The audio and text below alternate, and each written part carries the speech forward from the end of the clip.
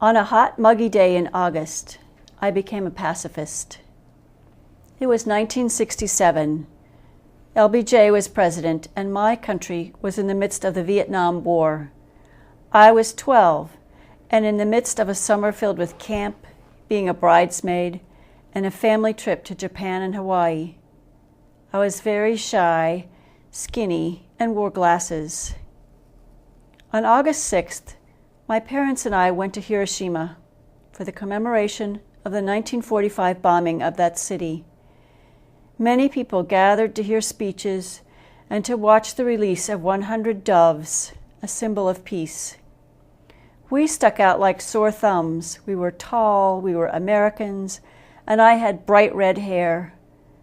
Everyone else had straight black hair. Some wore traditional kimonos. We took photos of the only building that remained standing after the bombing of Hiroshima, and of people praying at the eternal flame. I thought the Japanese people would hate us. After all, our country had dropped the bomb that destroyed their city. But they smiled and welcomed us, me especially. We went to the Children's Peace Memorial, built in honor of Sadako Sasaki. She was a 2-year-old child living just outside of Hiroshima when the bomb dropped. She survived without burns or injuries and lived a healthy life, even running and winning races at school until she was 11. Then she became ill with leukemia.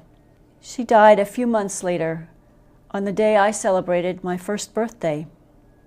When the Japanese people learned that I was 12, the age of Sadako Sasaki when she died, they were very moved.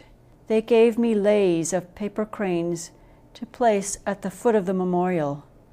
I became a symbol to them. As we mingled in the crowd, teenage boys approached me and tried to speak English. I was flattered.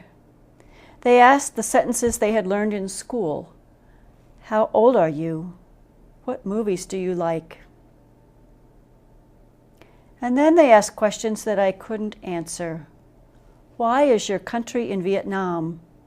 Why is the United States fighting a war? I didn't know. I had never thought about it.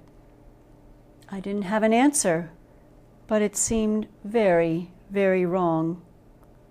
In Japan, people were still dying from the radiation effects of the Hiroshima bomb. But my country was fighting another war in a country far away. Why?